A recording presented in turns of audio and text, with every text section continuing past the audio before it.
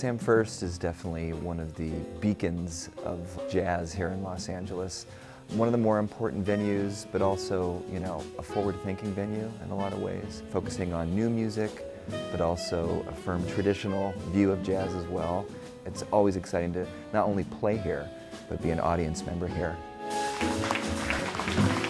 Sam First, the club, started back in 2017, and then we outfitted the room with really amazing recording gear, and that was all in preparation for creating what's now Sam First Records, our in-house record label.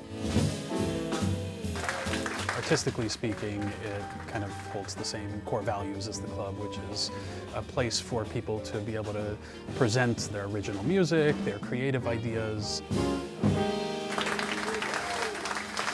Please welcome to the stage Gabby Moreno. Gabby Moreno.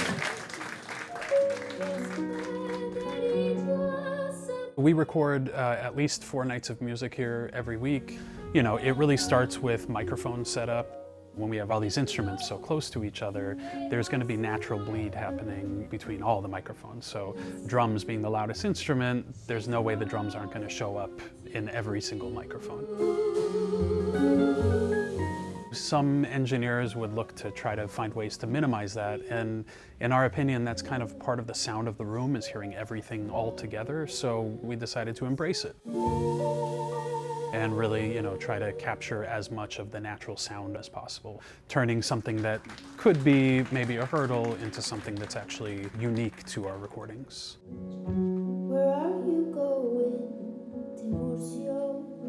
In a traditional recording studio, you would have soundproof booths where different musicians would be in order to keep the sound completely isolated.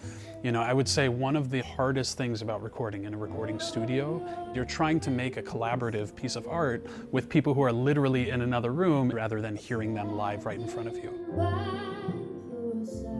One benefit to recording all in the same room is that we're all hearing ourselves acoustically as well, and that really enhances the performance.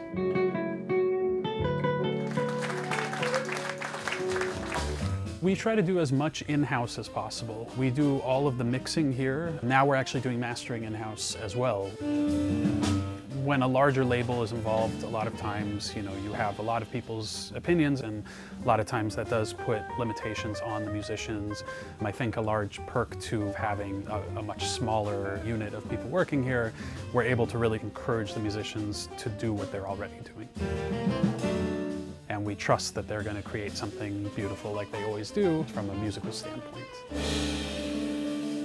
This record, LA Stories Live at Sam First, it is a proclaimed love letter to the city of Los Angeles. You can hear the clatter of the plates and drinks as people are getting served. You just really feel the energy of the audience, and it's very natural. Live recordings, there are no redos, there's no overthinking it. You just have to play in the moment. A lot of times the studio scenario, you obsess over every little mistake or every little thing that happens. And in the live recording, you can't do any of that stuff. You just kind of let it be what it is.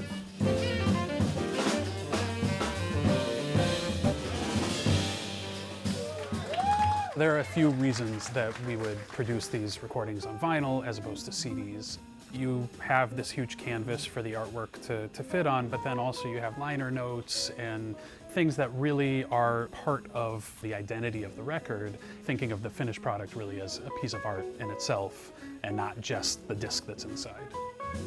I collect a lot of records in our streaming world, where things don't necessarily exist in a physical format. There's been such a renewed kind of resurgence in the joy of searching for vinyl in shops, finding that gem that you've been looking for, holding it in your hand, and there's no substitute for that to me.